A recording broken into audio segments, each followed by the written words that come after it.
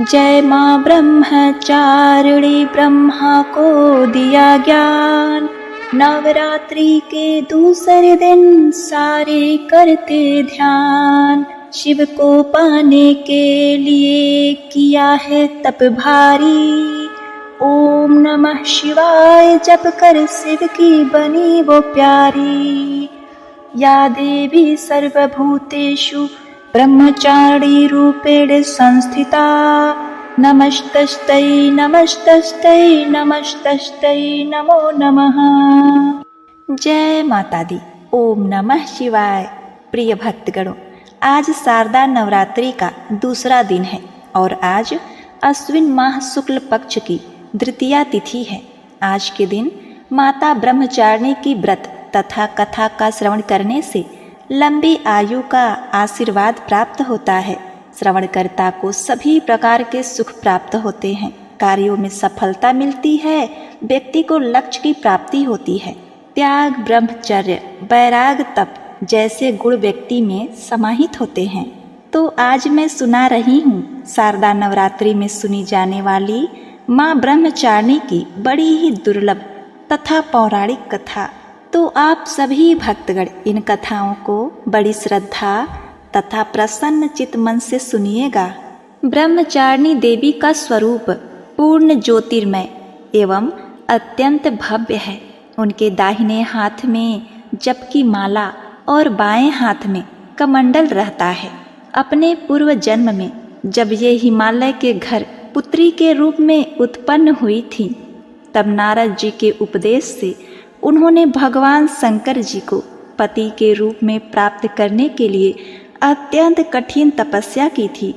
इसी दुष्कर तपस्या के कारण इन्हें तपचारिणी अर्थात ब्रह्मचारिणी के नाम से अभिहित किया गया। 1000 वर्ष उन्होंने केवल फल फूल खाकर व्यतीत किए थे। 100 वर्षों तक केवल शाक निर्वाह किया था। कुछ दिनों तक कठिन उपवास रखते हुए खुले आकाश के नीचे वर्षा और धूप के भयानक कष्ट सहे। इस कठिन तपस्या के बाद 30,000 वर्षों तक केवल जमीन पर टूटकर गिरे हुए बेलपत्र को खाकर वह भगवान शिव जी की आराधना करती रहीं। इसके बाद उन्होंने सूखे बेलपत्र को खाना भी छोड़ दिया। कई हजार वर्षों तक निर्जल और निराहार तपस्या करती रहीं। प्रिय भक्तगणों, पत्तों को भी खाना छोड़ देने के कारण उनका नाम अपर्णा भी पड़ गया। 1000 वर्षों की कठिन तपस्या के कारण ब्रह्मचारिणी देवी का यह पूर्व जन्म का शरीर एकदम क्षीण हो गया। वह अत्यंत कृशकाय हो गई, सूख के काटा हो गई। उनका शरीर पूरी तरह से सूख गया। उनकी यह दशा देखकर उनकी माता मैना रानी अत्यंत दुखी हो उठी। उन्होंने उन्हें उस कठिन तपस्या से विरत करने के लिए आवाज लगाई, उमा, अरे ओ उमा। तब से देवी ब्रह्मचारिणी का पूर्व जन्म का नाम उमा भी पड़ गया था। उनकी इसी तपस्या से तीनों लोकों में हाहाकार मच गया। देवता, ऋषि, सिद्धगण, मुनि सभी ब्रह्मचारिणी देवी की इस तपस्या को अभिभूतपूर्व बतलाते हुए उनकी सराहना करने लगे। अंत में पितामह ब्रह्मा जी ने आकाशवाणी के द्वारा उन्हें संबोधित करते हुए प्रसन्न स्वर में कहा, हे देवी, आज तक किसी ने भी ऐसी कठोर तपस्या नहीं की थी। ऐसी तपस्या तुम्ही से संभव थी। तुम्हारे इस अलौकिक कृत्य की चतुर्दिक सराहना हो रही है। तुम्हारी मनोकामना परिपूर्ण होगी। भगवान चंद्रमौली शिव जी तुम्हें पति रूप में प्राप्त होंगे। अब तुम तपस्या से विरत होकर घर लौट जाओ। शीघ्र ही तुम्हारे पिता तुम्हें बुलाने आ रहे हैं। प्रिय भक्तगणों, माँ ब्रह्मचारिणी के इस कठोर तपस्या को देखते हुए भगवान शिव जी ने कई बार उनकी परीक्षा भी ली। उस परीक्षा में देवी माँ उत्तीर्ण हुई और इससे प्रसन्न होकर महादेव भगवान भोलेनाथ ने माता ब्रह्मचारिणी को अपनी अर्धांगिनी स्वीकार किया, उन्हें आशीर्वाद दिया तथा उनसे विवाह किया। माँ दुर्गा का यह दूसरा स्वरूप भक्तों और सिद्धों को अत्यंत फल देने वाला है। उनकी उपासना से मनुष्य में तप, त्याग, वैराग्य, सदाचार, संयम की वृद्धि होती है। जीवन के कठिन संघर्षों से भी उसका मन कर्तव्य पथ से विचलित नहीं होता है। माँ ब्रह्मचारिणी देवी की कृपा से उसे सर्वत्र सिद्धि और विजय की प्राप्ति होती है। दुर्गा पूजा के दूसरे दिन इन्हीं के स्वरूप की उपासना की जाती है। इसी दिन साधक का मन स्वाधिष्ठान चक्र में उपस्थित होता है। इस चक्र में अवस्थित चित्त वाला योगी ब्रह्मचारिणी जी की कृपा व भक्ति सहज ही प्राप्त कर लेता है। एक बार प्रेम से बोलिए, माता ब्रह्मचारिणी की जय। जय हो माँ शारदा, जय माँ भवानी। अपने सभी भक्तों का दुख दूर करो माँ। जय माता दी। ओम नमः शिवाय। प्रिय भक्तगणों, अब आइए सुनते हैं माता रानी की दूसरी कथा। एक राजा और एक रानी थी। बहुत दिनों तक उनके कोई संतान नहीं हुई। बहुत जप तप करने के बाद कई सालों बाद उनको एक संतान की प्राप्ति पुत्र रूप में हुई। अब राजा और रानी बहुत खुशी से अपना राजपाट संभालने लगे। कई दिनों तक ऐसे चलता रहा। देखते देखते पुत्र 4-5 साल का हो गया। एक दिन की बात है, रानी दोपहर में बच्चे के साथ सो रही थी और बच्चे की नींद खुल जाती है। वह उठकर बाहर की ओर जाने लगा, क्योंकि उसको बाहर जाने नहीं दिया जाता था। तो वह माँ को सोता देखकर उसके मन में बाहर जाकर अपनी उम्र के बच्चों के साथ खेलने की इच्छा हुई और वह छिपकर बाहर चला गया। वह खेलते खेलते बहुत दूर चला गया और वह किसी दूसरे गांव में जा पहुंचा। इधर जब रानी की नींद खुली तो वह बच्चे को अपने पास ना देखकर बहुत हैरान हुई। फिर बच्चे की खोजबीन शुरू की गई। बहुत प्रयास करने के बाद सफलता हासिल नहीं हुई, अर्थात बच्चा उनको नहीं मिला। अब राजा रानी फिर से दुखी हो गए। अब वह बच्चा उस गांव में एक ग्वाले के घर पहुंचा। तो ग्वालिन ने उससे पता पूछा कि हे पुत्र, तुम कहाँ से आए हो? तो वह बच्चा अपने बारे में कुछ बता नहीं सका, क्योंकि वह बड़ा छोटा था, उसको कुछ पता नहीं था। वह केवल बच्चों के साथ खेलते खेलते दूर चला गया था। तो ग्वाला ने कहा कि जब यह बच्चा अपना नाम नहीं बता पा रहा है तो इसको अपने पास रख लो। जैसे तुम्हारे 2 बच्चे हैं वैसे ही यह तीसरा रहेगा। अब इधर वह बालक ग्वाला के बच्चों के साथ घुल मिलकर खेलने लगा और कुछ दिन बीत भी गए। एक दिन ग्वाला की नज़र उस बच्चे के हाथ पर पड़ी तो वह देखा कि उसके हाथ में किसी का नाम लिखा हुआ है। तो वह बच्चे से पूछा, पुत्र, यह किसका नाम लिखा है? तो उस बच्चे ने कहा, यह हमारे पिताजी का नाम लिखा है। तो ग्वाला ने कहा कि हम आपके पिताजी का नाम ढूंढते हुए घर पर चलेंगे। अब देखिए, इधर जब राजा शिकार पर निकल जाते हैं तो रानी रोज अपने बच्चे को इधर उधर ढूंढती है, क्योंकि माँ का हृदय था। वह दिन भर तड़पती अपने बच्चे के याद में, इधर उधर बाग बगीचे में देखती कि कहीं मेरे बच्चे का कोई संदेश आ जाए। रानी यही सोचती कि इतने दिन बाद एक संतान हुई थी तो मैंने लापरवाही में वह भी अपने हाथ से गंवा दिया। अब रानी एकदम निराश होकर एक गांव में पहुंची तो वहां उसने देखा कि कुछ औरतें मिलकर देवी माता की पूजा कर रही थी।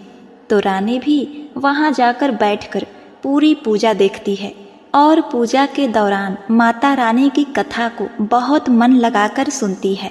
पूजा खत्म हो जाने के बाद सारी सुहागिनें रानी को प्रसाद देती हैं। तब रानी ने पूछा, बहन, आप किसकी पूजा कर रही हैं? हमको भी बताइए।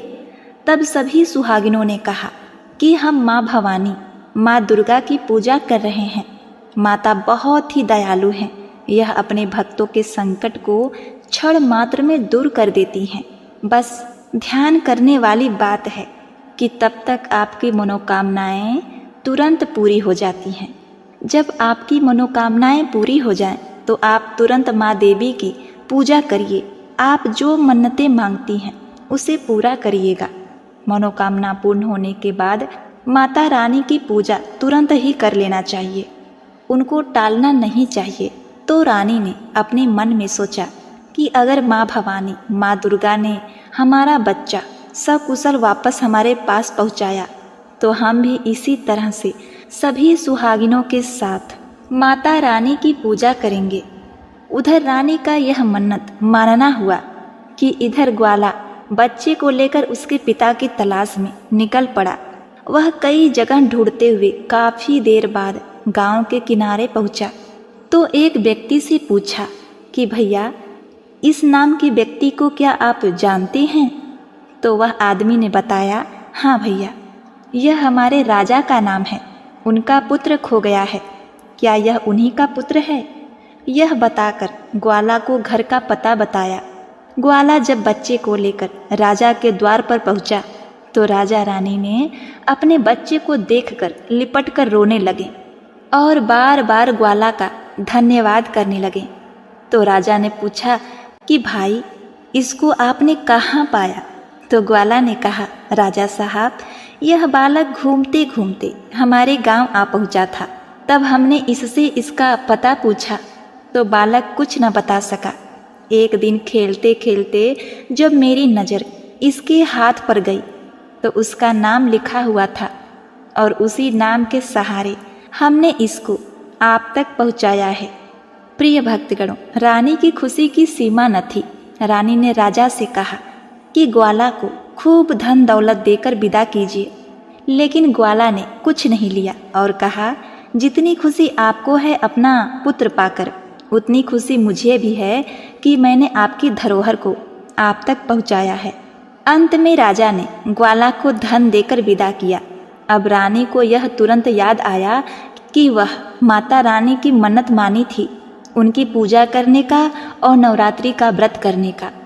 रानी ने राजा से कहा, हमने माँ दुर्गा का मन्नत माना है, हमें नवरात्रि का व्रत करना है, हम नवरात्रि का व्रत करेंगे। नगर के कुछ स्त्रियों को निमंत्रण दीजिए और तुरंत माँ भवानी की पूजा कीजिए। रानी ने तुरंत माता की पूजा करने वाली सारी सामग्री इकट्ठा करवाई। माता रानी की पूजा की सारी व्यवस्था की गई। सभी सुहागिनों ने मिलकर माता रानी की विधिवत पूजा की और माँ भवानी दुर्गा माता का गीत गाया। जिन सुहागिनों को माता रानी की कथा आ रही थी, उन्होंने माता रानी की कथा सुनाई और फिर अंत में सभी सुहागिनों ने मिलकर माता रानी की आरती की और उनसे प्रार्थना की कि हे माँ, जिस तरह आपने हमारे संकट को दूर किया, ऐसे ही जो आपको याद करे आप उनके भी संकट को तुरंत दूर करना। हे माँ, आपका स्वभाव बड़ा ही दयालु है, बड़ा ही सहज, बड़ा ही कृपालु है। जय माता रानी।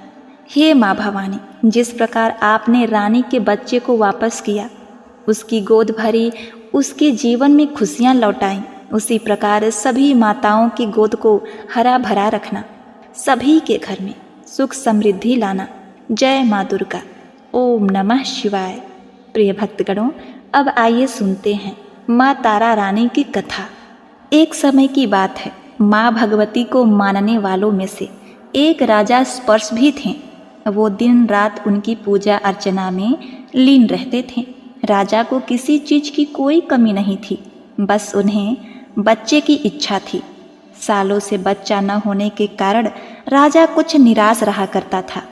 एक दिन राजा की भक्ति से प्रसन्न होकर माँ भगवती ने सपने में आकर उसे 2 बेटी होने का वरदान दिया। आशीर्वाद मिलने से कुछ समय बाद राजा के घर 2 कन्याओं ने जन्म लिया। बेटी उत्पन्न होने की खुशी में राजा ने सबको दावत दी और बेटी की जन्म कुंडली बनवाने के लिए पंडितों को बुलवाया। सबने राजा से एक ही बात कहा कि यह साक्षात देवी का रूप है, जहाँ भी इसके कदम पड़ेंगे वहाँ खुशियाँ ही खुशियाँ आएंगी, यह भगवती देवी की भक्तिन होगी। इतना सब कहकर पंडितों ने लड़की का नाम तारा रख दिया। कुछ समय बाद मंगलवार के दिन राजा के घर एक और बेटी पैदा हुई। ज्योतिषियों ने उसकी भी कुंडली बनाई और उदास हो गए। राजा ने जब उनसे उदासी का कारण पूछा तो ज्योतिषी ने बताया कि ये लड़की आपके जीवन में खूब सारा दुख लेकर आएगी। राजा ने ज्योतिषी से पूछा कि आखिर मैंने ऐसे कौन से खराब कर्म किए थे कि इसने मेरे घर जन्म लिया। ज्योतिषों ने बताया कि आपकी दोनों बेटियां राजा इंद्र की अप्सराएं हुआ करती थीं। इसमें से सबसे बड़ी बहन का नाम तारा और छोटी का नाम रुकम था। एक दिन ये दोनों मिलकर धरती की सैर करने के लिए गईं। दोनों ने ही वहां पहुंचकर एकादशी के दिन का व्रत रखा। तारा ने अपनी छोटी बहन से कहा कि आज एकादशी का व्रत है, इसीलिए बाजार जाकर कुछ ताजे फल ले आओ, लेकिन वहां कुछ खाना मत। रुकम बाजार फल लेने के लिए चली गई। वहां उसे मछली के पकौड़े दिखे। उसने झट से उसे खा लिया और अपनी बहन के लिए कुछ फल ले आई। रुकम ने तारा से पूछा कि तुम अपने लिए फल क्यों नहीं लाई। उसने जवाब दिया कि वो मछली के पकौड़े खाकर आई है। तारा ने गुस्से में कहा, तुम पापिनी हो, एकादशी के दिन तुमने मछली खा ली। ऐसे खराब कर्म के लिए मैं तुम्हें छिपकली बनने का श्राप देती हूँ। अब उसी जंगल में तारा की बहन छिपकली बनकर रहने लगी।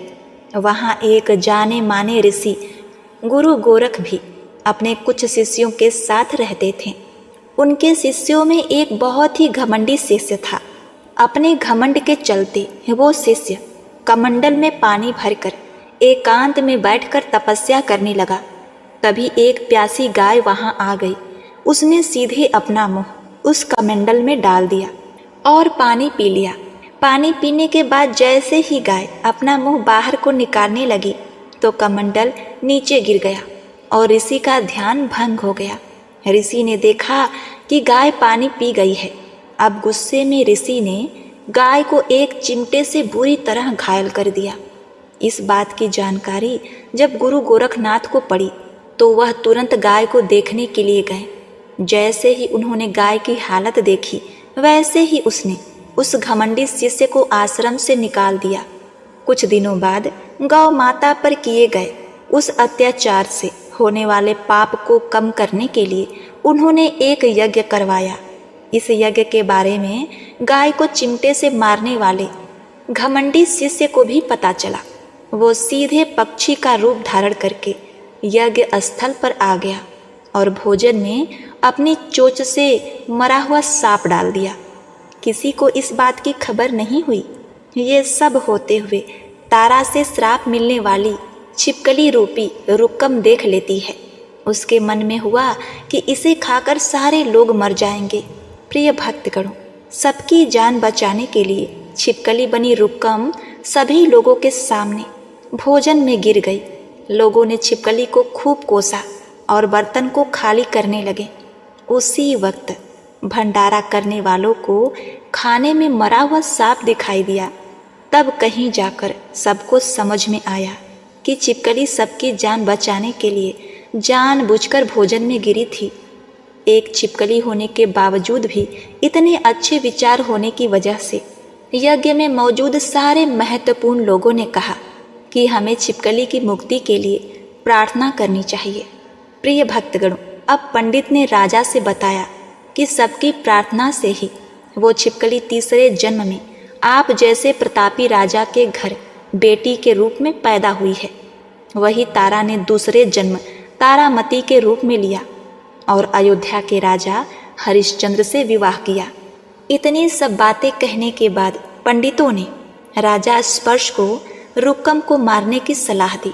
इस बात पर राजा बोले, मैं किसी पुत्री को कैसे मार सकता हूँ, ऐसा करना पाप होगा। फिर ज्योतिष ने कहा कि एक संदूक में सोना चांदी लगवाकर उसके अंदर लड़की को रख देना और संदूक को पानी में बहा देना। उसमें लगा हुआ सोना चांदी देखकर लोग नदी से संदूक जरूर निकालेंगे और लड़की की जान बचा लेंगे।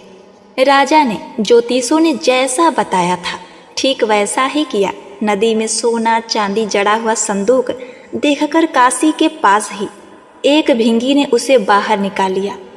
उसकी कोई संतान नहीं थी, इसीलिए उसने संदूक के अंदर की कन्या को पालने का फैसला किया। उस कन्या को भिंगी व उसकी पत्नी ने खूब प्रेम से पाला और रुक्को नाम रख दिया। बड़ी होते ही दोनों ने रुक्को का विवाह कर दिया। रुक्को की सासू माँ तारामती और राजा हरिश्चंद्र के महल में साफ सफाई का काम किया करते थे। कुछ दिनों बाद रुक्को की सासू माँ बीमार हो गई, जिसकी जगह रुक्को वहाँ काम करने लगी। तारामती ने उसे देखा और पुराने जन्म के पुण्य के कारण पहचान लिया और उसे कहा, तुम मेरे साथ बैठ जाओ। रुक्को ने बोला कि मैं तो अभागिन हूँ, इसीलिए आपके साथ नहीं बैठ सकती। तब तारामती ने उसे बताया, तुम पूर्व जन्म में मेरी ही बहन थी। तुमने एकादशी के व्रत के दिन मछली खा ली थी, तो मैंने तुम्हें दंड देते हुए छिपकली बना दिया। अब तुम्हें दोबारा मनुष्य जन्म मिला है, तो इस जन्म में माँ वैष्णो की पूजा करके पुण्य कमा लो। माँ की पूजा से तुम्हारी सारी इच्छाएं पूरी होंगी। तारामती की बात को सुनने के बाद रुक्को माँ वैष्णो से एक बेटे के लिए प्रार्थना करती है और कहती है कि अगर उसकी मनोकामना पूरी हुई तो वो अपने घर में माँ वैष्णो देवी की पूजन और जागरण करवाएगी। प्रिय भक्तगणों, माँ वैष्णो देवी उसकी प्रार्थना सुन लेती हैं और उसे एक पुत्र देती हैं। पुत्र की प्राप्ति के बाद रुक्को उसकी देखभाल और लाड दुलार में माँ वैष्णो देवी की पूजा करना भूल जाती है। ऐसा होते होते 5 वर्ष बीत गए और फिर एक दिन उस बच्चे को चेचक यानी माता निकल जाती हैं। बच्चे की ऐसी स्थिति देखकर परेशान रुक्को अपने पिछले जन्म की बहन तारामती के घर जाकर उन्हें इस समस्या के बारे में बताती है। जब तारामती ने पूछा कि तुमने माँ वैष्णो देवी की पूजा अर्चना में कोई गलती तो नहीं की, फिर रुक्को को याद आता है कि उसने माँ वैष्णो देवी का जागरण कराने का प्रण लिया था। ये बात याद आते ही रुक्को को बहुत पछतावा हुआ और मन में माँ से कहा कि बच्चे के ठीक होते ही वो अपने घर में जागरण करवाएगी। अगले ही दिन उसका पुत्र पूरी तरह से ठीक हो जाता है। तभी रुक्को ने माता रानी के मंदिर जाकर पुजारियों को कहा कि मंगलवार के दिन जागरण करवा दीजिए। रुक्को की बात सुनकर पंडित कहते हैं कि तुम यही 5 रुपए दे दो, तुम्हारे लिए हम मंदिर में ही जागरण करवा देते हैं। रुक्को कहती है, मुझे पता है कि मैं चमारिन हूँ, लेकिन आप मेरे घर आकर ही जागरण करवा दीजिए। माँ किसी तरह का भेदभाव नहीं करती हैं, तो आपको भी नहीं करना चाहिए। इस पर पंडित ने विचार विमर्श करके कहा कि अगर रानी आपके जागरण में आती हैं तो हम तुम्हारे घर आकर जागरण करवाने के लिए तैयार हैं। पंडित की बातें सुनकर रुक्को अपनी बहन रानी तारामती के पास जाती है और रानी तारामती को सारी बात बताती है। रुक्को की बात सुनकर तारामती जागरण में जाने के लिए तैयार हो जाती हैं। इस बात को बताने के लिए रुक्को जब पंडित के पास जाती है तब उसके बीच की बातों को सेन नामक नाई सुन लेता है। फिर वह राजा हरिश्चंद्र को जाकर सारी बातें बता देता है। राजा के मन में हुआ कि रानी को नीची जाति वालों के घर जागरण में नहीं जाना चाहिए। इसी वजह से वो अपनी अंगुली काट लेते हैं, जिससे उन्हें नींद न आए और रानी जागरण में ना जा सके। जब जागरण का समय होता है तब भी राजा को जागते हुए देखकर रानी मन ही मन माँ वैष्णो देवी से प्रार्थना करती हैं कि महाराज को नींद आ जाए ताकि मैं जागरण में जा सकूं। रानी की प्रार्थना की कुछ ही देर बाद राजा को नींद आ जाती है। फिर रानी तारामती रोशनदान से रस्सी बांधकर महल के नीचे आकर रुक्को के घर चली जाती हैं। इसी जल्दीबाजी में रास्ते में रानी का रेशमी रुमाल और एक पांव का पायल गिर जाता है। इधर कुछ वक्त बाद राजा हरिश्चंद्र की नींद टूट जाती है। नींद टूटने पर रानी को अपने पास न देखकर राजा उनकी तलाश में निकल जाते हैं। रानी को ढूंढते ढूंढते उन्हें रानी का रुमाल और पायल मिलता है। रानी की चीज़ों को अपने साथ लेकर राजा जागरण स्थल पर पहुँचे और एक जगह चुपचाप बैठकर जागरण सुनने लगते हैं। माँ वैष्णो देवी के जयकारे के साथ जागरण खत्म होता है और सभी को प्रसाद दिया जाता है। तब रानी अपने हिस्से के प्रसाद को झोली में डाल देती है। रानी के ऐसा करने पर लोग उनसे पूछते हैं कि वो प्रसाद क्यों नहीं खा रही हैं। अगर आप प्रसाद का सेवन नहीं करती हैं तो जागरण में आए लोग भी प्रसाद नहीं खाएंगे। तब रानी बोली कि वह प्रसाद राजा के लिए था, अब आप मुझे प्रसाद दीजिए। फिर अपने लिए प्रसाद लेकर रानी सबके सामने खा लेती हैं। रानी के प्रसाद खाते ही जागरण में सभी भक्तों ने प्रसाद खाया। इसके बाद रानी महल के लिए निकल जाती हैं। तभी रास्ते में राजा ने उन्हें रोककर पूछते हैं कि तुमने नीची जाति के घर प्रसाद खाकर खुद को अपवित्र कर दिया है, तुमने मेरे लिए भी प्रसाद रखा है, अब तुम उससे मुझे भी अपवित्र करना चाहती हो। अब मैं तुम्हें अपने महल में नहीं ले जा सकता। यह बोलते हुए राजा रानी की झोली को देखता है। तब उन्हें प्रसाद की जगह गुलाब, चंपा, अनेक जैसे फूल और कच्चा चावल व सुपारी दिखाई देती है। इस चमत्कार को देखकर राजा हैरान हो जाते हैं। फिर राजा चुपचाप रानी को अपने साथ लेकर महल पहुँचे। वहाँ रानी बिना किसी चीज के राजा के सामने दीपक जलाकर राजा हरिश्चंद्र को हैरान कर देती हैं। फिर रानी बोली, हे महाराज, माता के दर्शन करने के लिए बहुत बड़ा त्याग करना पड़ता है, इसीलिए आपको अपने बेटे रोहितास की बलि देनी होगी, तभी माँ दुर्गा आपको साक्षात दर्शन देगी। यह सुनकर राजा के मन में माँ के दर्शन की इच्छा होने लगी, जिसके लिए राजा ने अपने पुत्र की बलि दे दी। बलि देने के बाद माँ दुर्गा शेर पर सवार होकर प्रकट हो जाती हैं। उन्हें देखकर राजा हरिश्चंद्र काफ़ी खुश हो गए और माँ दुर्गा ने तुरंत राजा के बेटे को जीवित कर दिया। इस चमत्कार को देखकर राजा हरिश्चंद्र प्रसन्न हो गए। तभी राजा ने माँ की पूरी विधि से पूजा करके उनसे गलतियों की क्षमा मांगी। माँ दुर्गा ने भी राजा को खुश रहने का आशीर्वाद दिया और अंतर ध्यान हो गई। तब राजा ने रानी तारा से कहा कि मैं बहुत प्रसन्न हूँ, मुझे पत्नी के रूप में आप मिली हैं।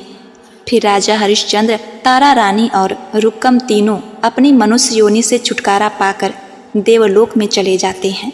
प्रेम से बोलिए जय माता रानी, जय माँ अम्बे, ओम नमः शिवाय।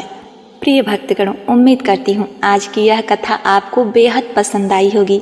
अगर आपको यह कथा पसंद आई है तो आप हमारे चैनल को लाइक, शेयर, सब्सक्राइब अवश्य करिएगा और कमेंट में जय माता ब्रह्मचारिणी अवश्य लिखिएगा। आपका जीवन सदा मंगलमय और खुशियों से भरा रहे, इसी कामना के साथ आपसे विदा लेते हैं। मिलते हैं नेक्स्ट वीडियो में, तब तक के लिए नमस्कार।